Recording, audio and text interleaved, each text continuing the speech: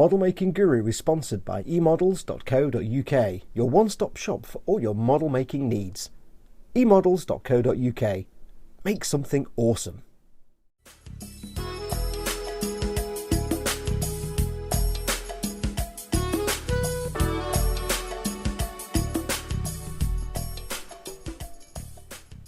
Hey everyone, it's Foxx from Model Making Guru here. Hello, welcome to part 5 of our build, of a Patreon exclusive build of the Jax Pacific 31-inch Master Chief.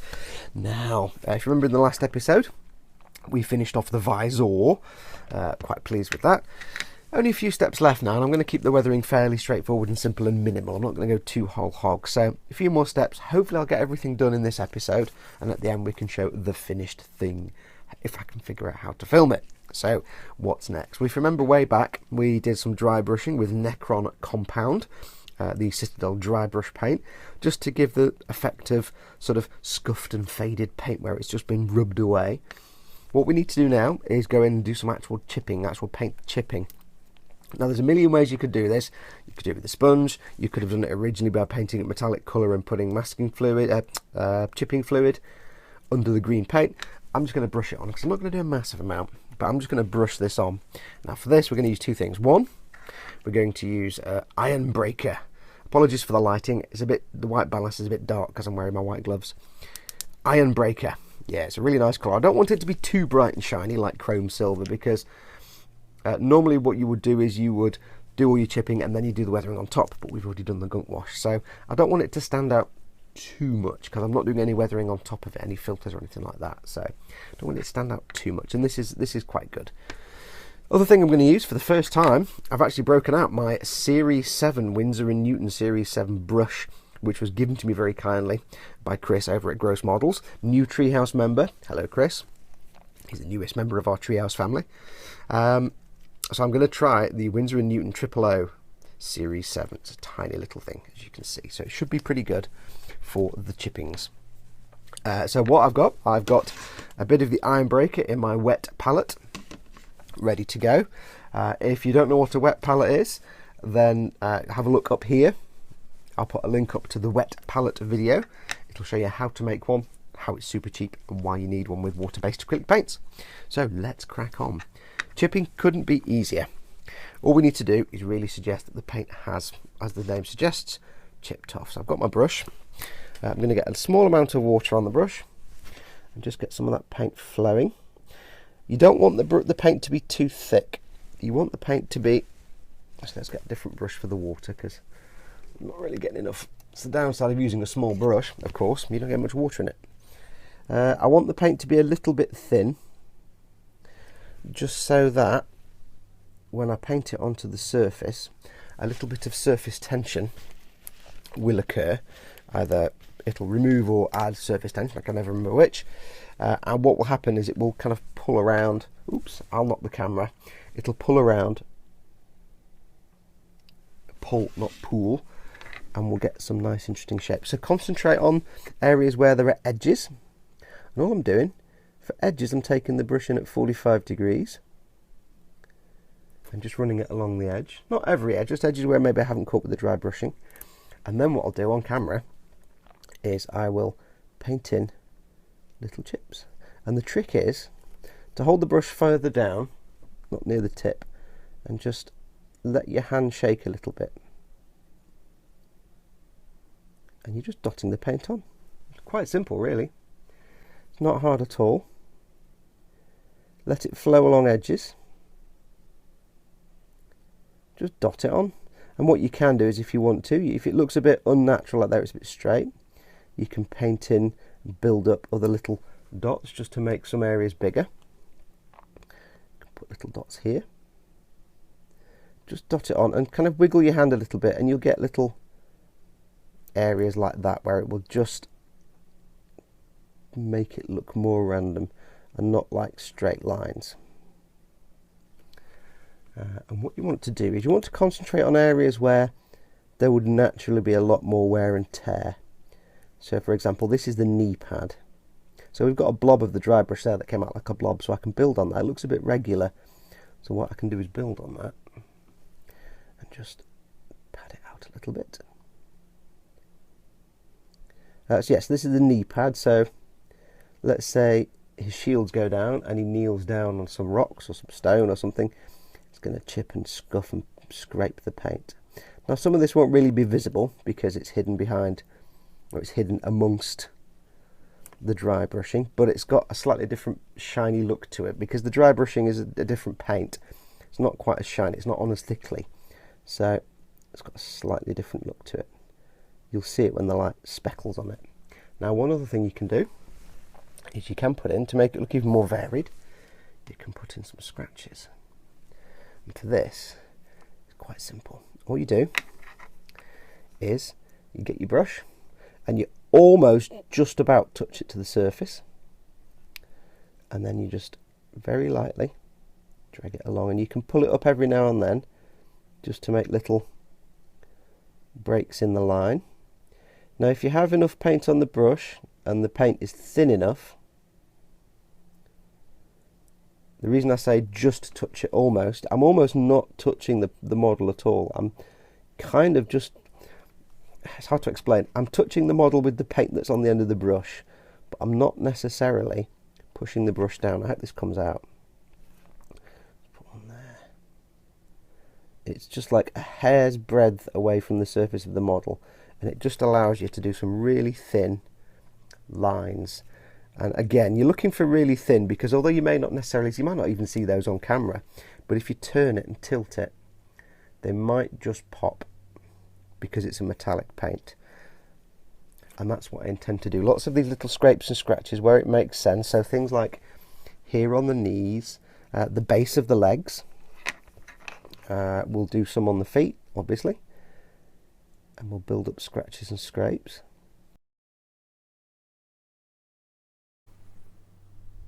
Okay, now on to the next step. As you can see here, that little bit of chipping came out quite nicely. And in contrast with this sort of matte green, weathered green paint that was underneath, and the sort of slightly semi-matte now dry brushed silver that we put on because it's been handled so it's not quite as shiny anymore, this stuff just gives a real nice contrast between the two. And it's just subtle, it's nothing too major. I've done more down here at the bottom of the feet than I have at the top and going further up the figure, just because you get more wear and tear around the edges. I haven't done anything under the foot, as you can see there, because you're not going to see that. He's going to be standing on his feet, so you're not going to see that. There's no point me going any further with those feet soles. So there we go. So what's the next step? Well, I'll show you that in a second. First of all, I just want to say thank you very much to you lovely patrons. This is a new camera. My old iPhone 5 was on its last legs. The battery was kind of at death's door because I use it to film, constantly plugging it in to the computer, which is charging the battery, so the battery was gone. You know, it was on its way out. So I've got myself a new iPhone 6S. Yes, I'm joined 2015 kicking and screaming. I know, I never buy brand new phones. There's no point waiting till a couple of years old when you can get them much cheaper. So thanks to your helpful support and contributions, I've been able to get myself this iPhone 6, which is my new filming device, which hopefully means we'll get some better picture quality now, because it hasn't had 2 or 3 years of the lens being scuffed by things in my pocket. So let's hopefully, I can also do 1080p slow motion at 240 frames a second, so I will have to think of some slow motion shenanigans for us to do.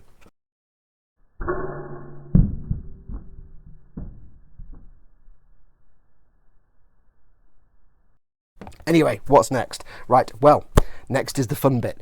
We're going to do some dot filter effects.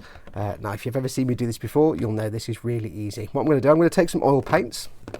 Let's see what we have. We have, and you can do this completely random colours, there's no set rules.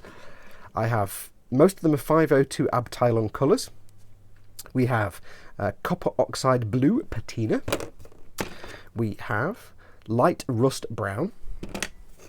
We have one of my favourites, German grey highlight, which we'll use again in the future. And we have flesh shadow. And to add to these, I have 2 standard artist oils. I've got Winton Oil Colours permanent green light, and I've got what colour is this one? Does it say in English anywhere? Naples yellow. There you go, Naples yellow. And again, it doesn't really matter what colours you use when you do this. Just have some fun with it. I'm going to put some tissue down because this may get messy. Yeah, if you make all the mess in the world. Now this probably blow the white balance. So apologies. Now, what do? Get yourself a not particularly good quality brush. Get an old brush. Get yourself your paint ready. And what you do is you just do some dots. So I'm going to just start with I'll start with the brown. And all you want to do is very randomly just start putting dots of paint everywhere. Now you might be thinking, what the actual hell are you doing, man? What are you doing? Trust me, it'll all make sense. Now you want to be completely random. Do big dots and little dots. You don't want to be careful with it. You don't want to think about it, have them in any specific places. Just slap them on.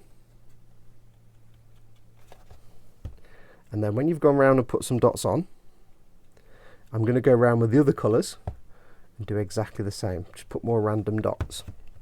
You can do more of one colour than another. You can do lots and lots of every colour. It's entirely up to you how far you go with it.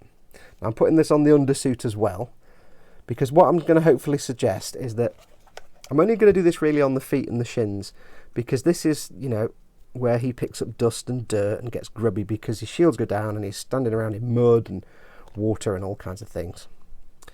So I'll get this colour on. I'll go and do the other ones as well, and when we come back I'll show you the next step. Back in a moment. It's good fun, this. Also, oil paints smell fantastic. Okay, now for the next step. You can see here it looks pretty damn awful. Looks like it's been sat under that tree where all the birds live. Now you might be thinking, the hell is going on here? Well, this is where it comes together. All you need to do now, get yourself a big flat brush. Bigger the better. Get yourself some oil paint thinners. These are odourless oil paint thinners you get from the art store. You want to keep them odourless because they do get stinky if you use tips or white spirit. And all we're going to do, get some of the thinner on the brush. And we're quite literally just going to get it on here. Now what it's basically going to do is, this is kind of an oil dot filter, but I'm kind of doing it a slightly different way. Normally with an oil dot filter you're a bit more subtle with your paint dots, and your aim is to just spread them out across the surface so they tint the piece and in places come out like little streaks. With this one, because it's so big, I'm really just kind of making a more of a wash on the surface, but I'm mixing the paint on the surface. And you can only do this with oil paints because oil paints stay workable long enough that you can do all this. I've gone quite heavy on the brown, so it gives me that kind of dusty look, and by getting all the thinner on there, the paint that gets left behind will be quite thin. So what we're going to do now is get my old bit of t-shirt, move the thinner out of the way because I will spill it, get an old t-shirt, and all I'm going to do now is a bit like a gunk wash. I'm just going to rub it down. This is really just to get rid of any excess, get rid of too much thinner. It'll leave it in the recesses, and it will leave a slight tint on the surface as well. You can leave it for a few minutes if you want, just to let some of the thinner flash off so it leaves even more colour on the surface. And that is kind of it. What you'll end up with is the piece has been tinted by the thinned paint. It's collected in some of the recesses where it will dry out and matte down a little bit. It will dry matte. So one of the beauties of this is it will give me a nice matte surface when I've finished. And the thinners won't react with the acrylic paints you've already put down. They're oil paint thinners. They would take enamels off, potentially, if they hadn't fully cured. But acrylic paint, it'll be absolutely fine. So there we have the finished piece. And just to give you an idea of what it looks like when you're finished, that's how it kind of comes out. Dusty looking. It's a bit better. Dusty looking. Get it on camera, dear. So that's what we're aiming for. I'll probably do the same on the knee joint, on the knee armour. And I probably won't do any, I might do a little tiny bit on the upper thighs just to make it blend in, but not as much. I'll fade it out a bit more so it gets less as you go up the body, because it will look dead different if I don't do something. So I'll go and get all the rest of these legs done, and the kneecaps, and a little bit of the upper thighs. And when we come back, I'm not sure what we're doing after that. We might actually be done, but we'll see how it looks. I'm back in a moment. Okay, so that sort of filter wash hybrid has now dried. Had overnight to dry, and as you can see, it looks nice and dusty. It's dirtied everything up quite pleasantly, matted it down slightly. You still get a bit of shine from the metallic bits, but not as much on other parts of the armour, so it just suggests that there's dirt and grime covering those. It's coloured the undersuit quite nicely, made it look a little bit dirty and dusty. So I did the lower legs, I did halfway up the upper thighs and the knee armour. I also did, when I'd finished, what I did then was I took the little container that I had with the thinner in it, and by this point the thinner was just kind of brown because it had been putting the brushes in there and getting paint on the brushes, and the paint was coming off. So it was a very, very thin wash, basically. So all I did then was use this thinner to gratuitously and copiously cover up all the other parts of the inner suit. So for example, on the helmet here, these bits here, the bits around the back, and also around the rubber trim on the helmet, just to give it a little bit of dust and dirt so it didn't look quite so clean. And it's just because it's mostly thinner with a little tiny bit of paint in, it's an even more subtle wash than the main one we did on the legs. So that came out quite nice. It just has a little bit of dust effect. And combined with a little bit of overspray that was on here, which was very subtle so you couldn't really see it, it comes out quite nice. So these look less like just, you know, flat, boring grey things. They look like slightly weathered, rubbery undersuit type things now. So I went over all the lower helmet with that wash, and all over all the, you know, the arms and the torso and stuff, just where there's the rubber undersuit. I keep saying rubber, I know it's not, but if it was a bloke in a suit for a movie, it'd be a rubber suit. So that kind of effect, it just dusties it up nicely. So what is left? Well, we're pretty much done now. A couple little things we need to do. We need to do some little detail painting bits. First and foremost, we're going to do something with the gun, with the rifle. And what we're going to do here is we're just going to fill in these things here and this thing here, just to darken them up so they look like holes rather than bits where the paint is. And we need to cover up the bit of painting in there because they're supposed to be like vents or something. And this is dead easy. All we're going to use is some Nuln Oil. And this is a technique I figured out that Nuln Oil is brilliant for. It's dead good for doing this. If you've got a recessed part of a model like this, where it's a recessed shape, Nuln Oil is perfect for filling that in beautifully with a nice straight edge. So what I'm going to do, make sure it's on camera. Yes. Get it reasonably horizontal.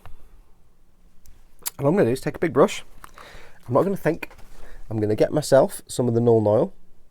I'll just give it a good shake first just to make sure. The trick with Nuln Oil and these Citadel shades is that if you've got the matte ones, because they come in gloss as well, some of these, if you've got the matte ones, make sure you shake the bejesus out of them, because if you don't, they'll come out glossy. So if you've ever done a matte shade and it's come out glossy, it's because you haven't shaken it. All we need to do is take our big brush and just fill it to excess.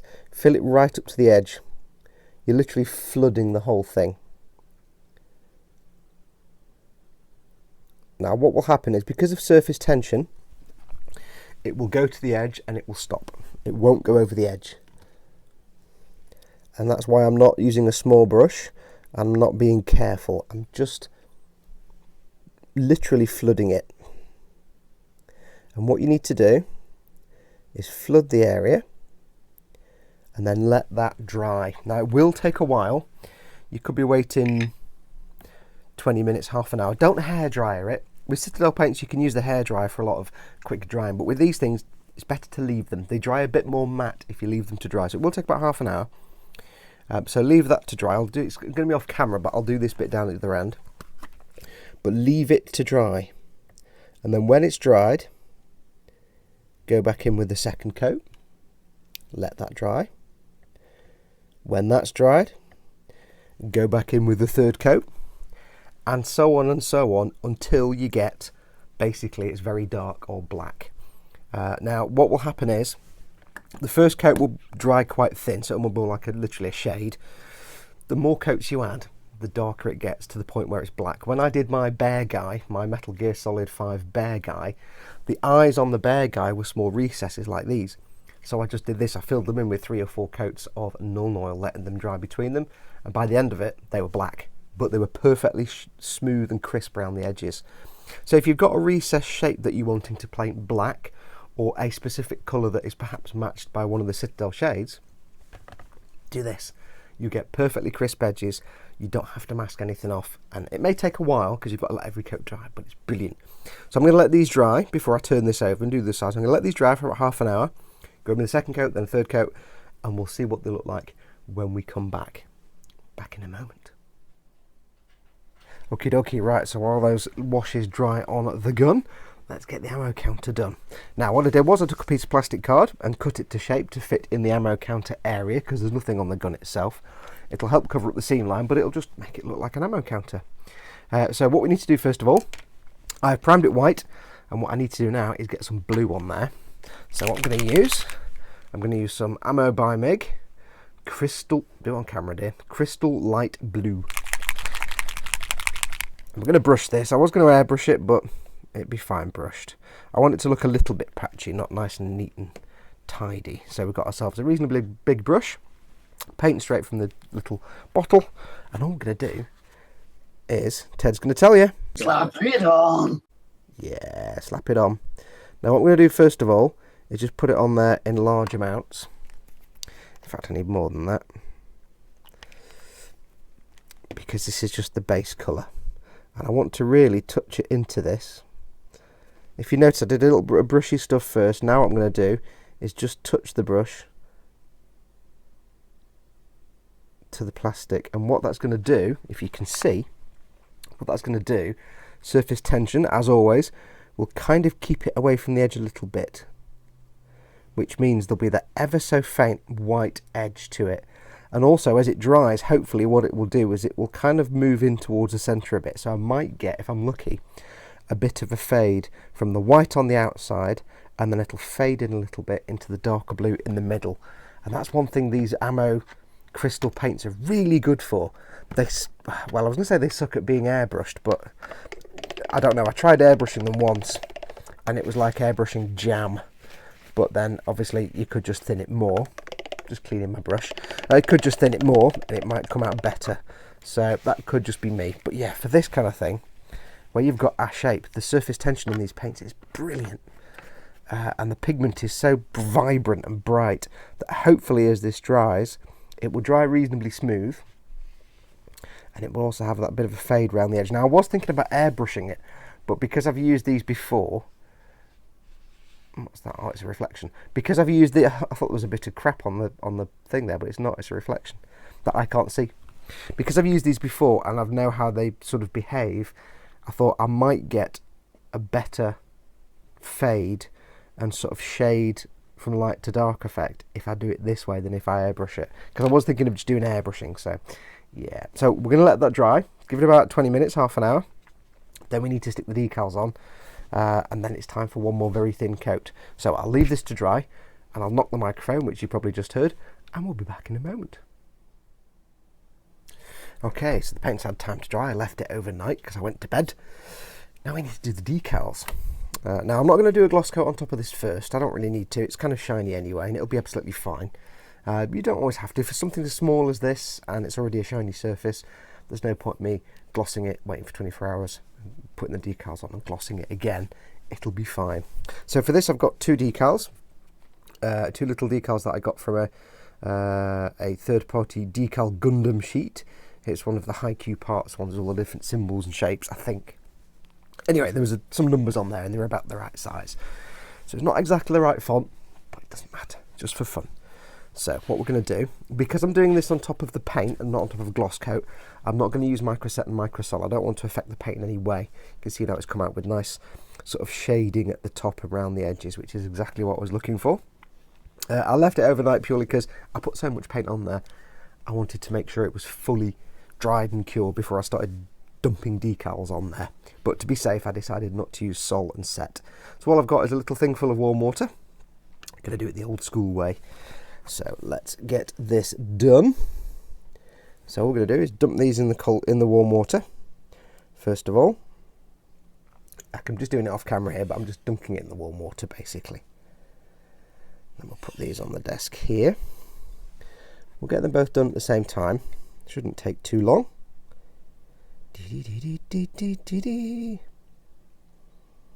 They're not high-Q decals, they're X decal. You go on Amazon or eBay's, just look up Gundam warning decals or Gundam generic decals or anything like that, and you'll see them.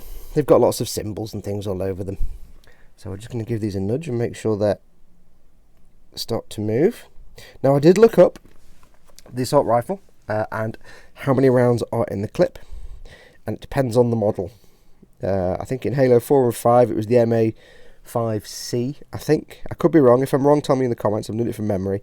The MA5C, which held 32 rounds in the clip, or 36, I think, in Halo 5 Guardians. So just for you purists out there, I've gone for 32 just to be safe. I'm going to be super careful here. Often you'll see me use tweezers to move decals around, but because I don't want to damage the paint surface, I'm going to use debrush. Although that one's gone to pot basically. I don't want to damage the paint surface with the tweezers. Just push that out of the way. Come on, get off. There we go. Hopefully this is all on camera. Now, what we need to do is get these lined up very nicely. Now you are going to have a little bit of film visible because I say I don't really want to go with microset and microsol. I could have glossed over this, but I chose not to because I need to get this finished and it's only a small detail. So there you have a counter with the numbers on it. I just want to make sure they look reasonably straight, because the worst thing you can do is do all this, it looks straight to itself, and then put it in the gun and it's not straight. That would suck. Okay, so there we go, that's about right. Now these are no doubt going to move as soon as I try and tamp them down, so let's just get them roughly in place. Again, it's only a small detail. Get myself a cotton bud. These are weird cotton buds. I think they're like baby ear cleaning buds. They're really weird shape. The only ones I've got at the minute, and they're a bit rubbish for this because you can't see what you're pressing down. So I'm just very gently going to tamp these down a bit just to get rid of any excess moisture. Okay, 32. Looks... I won't really know until I actually get it in the gun, and then I'll be like, oh, it's not straight. Oh. It looks reasonably straight, I think. I won't really know. This is the risk we take. Might be a bit wonky when I actually put it in the gun proper, but never mind. So it looks about straight. It looks about in the middle. So I just need to leave that to dry for a little while. What I will do, I'll tell you what I'm going to do. Tell you what I'm going to do. I'm going to be quite daring. I'm going to see what happens. The paint should be fine. I'm going to take some microsol. Let's just do it. Let's just do it. Publish and be damned. Take some microsol, and I'm going to be very careful. I'm going to try as best I can to just put it on top of the decals. I took a little bit of it off on the back of my hand because I don't want it to splop everywhere. Now if you see my other videos, you know Microset and Microsol, they're two products designed for decals. Micro set is what you traditionally put the decal on with first to help it bed down, but we've got a reasonably glossy surface here, so it's not such a major problem. Microsol sucks it down even more. It expands it and crinkles it back again and sucks it down even more, and hopefully makes it conform to the surface. But what it also does, I think unofficially, is it does kind of eat away at the clear part of the film a little bit, so that if you do enough coats of it, the clear film disappears a bit more and you're just left with the ink if you do it right and do it to the right amount. So that's on. It's not the right font, but it's not the end of the world. I think it looks fairly straight. Guarantees when I put it in the gun it'll be all over the place and wonky, but never mind. That's on. We need to let that dry for 5 or 10 minutes. I'll come back in with maybe 1 or 2 more coats of the micro sol, assuming it doesn't eat away at the paint, which would suck. And then I'll give it a gloss coat, and then we'll just leave it overnight to dry, and then I think we're about done. I don't think there's anything else left to do apart from put the sucker together and see how it all looks.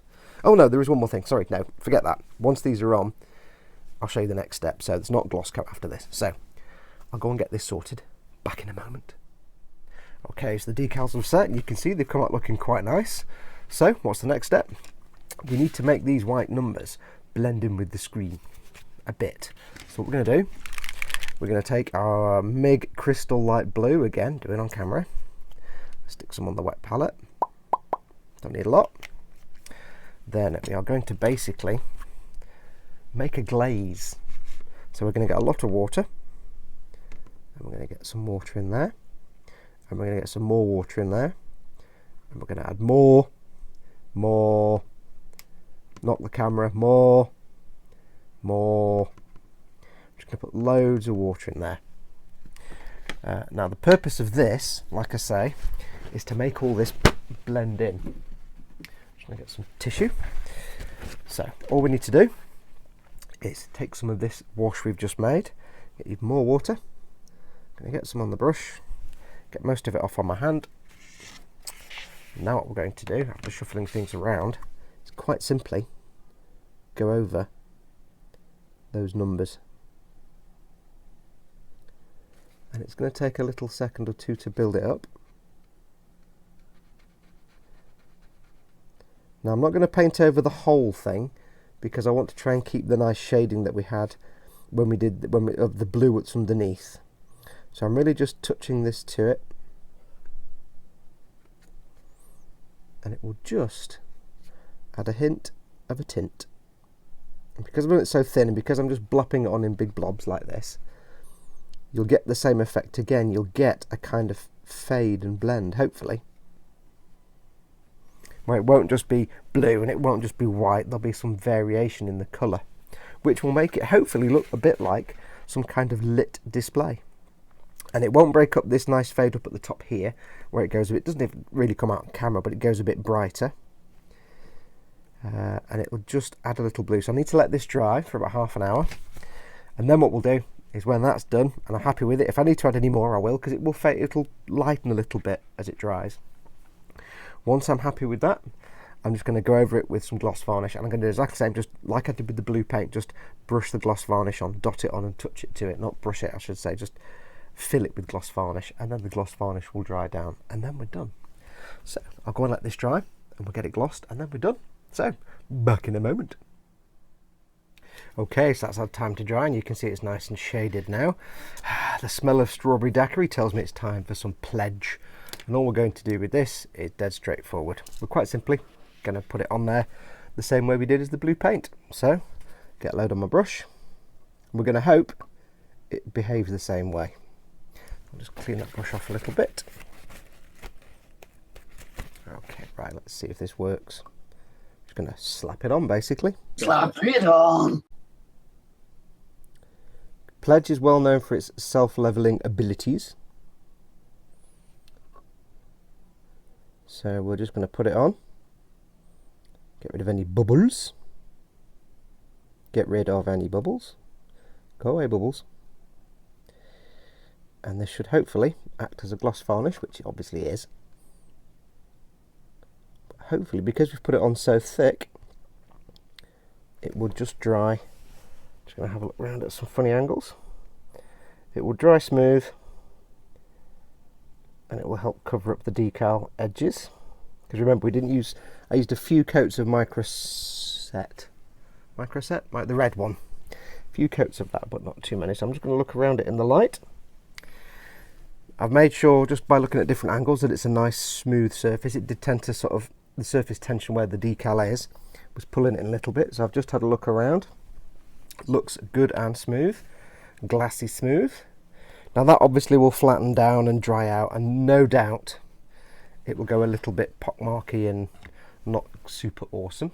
So all we need to do now is cover that up with something. I'll cover it up with, what shall I cover it up with? I shall cover it up with this.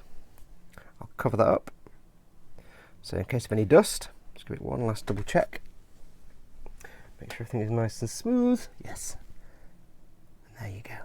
So we'll see what that does over the next few hours as it starts to dry out. So it will go flat and it'll level out, and it probably won't be quite that glassy and shiny. It'd be awesome if it did, it just stayed like that. But we'll see. Anyway, right, I shall go and let that dry, and when we come back, we'll do the building. Back in a moment. Okay, so I've finished the ammo counter now, and the rifle is now complete, and as you can see, looking pretty damn lovely and shiny. Now, something did go awry with this, and I'll talk to you about that in a minute. I also went ahead and added the torch on the end. I can't really get it on camera. Can I get it on camera? Added the torch on the end. Originally I was going to get a piece of plastic card and sand it and cut it to be a circle so it would fit inside this part, cover up the seam line, and I'll paint it white to be the lens. However, I went through my bits box, my bits of spare bits of kits and stuff, and lo and behold, there was a polycap from a Gunpla, which was exactly the right size, and it was this ring with a knobble on the top. So I simply primed it black, dry brushed some metallic over it, and painted the knobble on the top white, and put a little bit of gloss varnish on it to give it a slight twinge, And that's it. So there we go, it's a torch. Looks quite good. The ammo counter, after I'd finished filming, because you saw me put the gloss coat over it, that was left to dry for a few hours, glued it in place, and it was looking a little bit, it wasn't quite shiny, it was a little bit dull. It was shiny, but it was a little rough in spots. So what I did was, when it was in and glued in place and fixed, I basically placed it horizontal and dropped a load more gloss varnish and just filled this bit up. So it just pooled over it and left that to dry, and it's given me this wonderfully lovely shiny surface. Now, the one thing you will notice is the decal's not brilliant. And what's basically happened here is it's my dumb stupidity. When I put the decal on, I did a few coats of the micro sol. It looked like it was nice and flat, and then I went ahead with the blue tint over it, the glaze, and then the gloss varnish. I thought I'd put a gloss varnish over it. I didn't, and it looked pretty good with the film, but I should have done more micro sol. I can never remember which is which. I should have done more micro sol, because although it looked fine at that point, when I then put the blue glaze over the top, it kind of crinkled it a bit, and then I went ahead and did the gloss varnish. It still looked fine. It's only when I got the gloss varnish on now I'm looking at it and thinking, oh yeah, it's not the end of the world, it still looks fine. It looks really good. It's just if you get it in the right light, you can see it's a decal, and it's purely because I forgot to put a gloss varnish over the decal before I did the blue glaze. That's my bad. I thought I'd done it and I hadn't, so yeah, I'm an idiot, what can I say? But it still looks fine, you know, unless you get it in exactly the right light, you're not going to see that. So, but I'm really pleased with how that blue came out. And that's just plopping the paint on. And I'm really pleased with how that gloss came out. Before, when I've done lots of, you know, piling gloss on, it's never really come out quite shiny, but that has just come out spot on. So that is the gun, now finished. Everything else is now finished. I now need to just assemble this. So what I'm going to do, I'm going to try and set up the camera, or probably the webcam because it's easier, to film me trying to assemble it. I can't do it on the desk, or I can do a bit of it on the desk. I'll just have to sit in my chair and do it. So I'm going to try and film that. The next bit will either be me assembling in time lapse, or if I can't film it practically, I'll just show you the finished product. So let me go and get this done, and when we come back, we'll show you the finished thing. I'm back in a moment.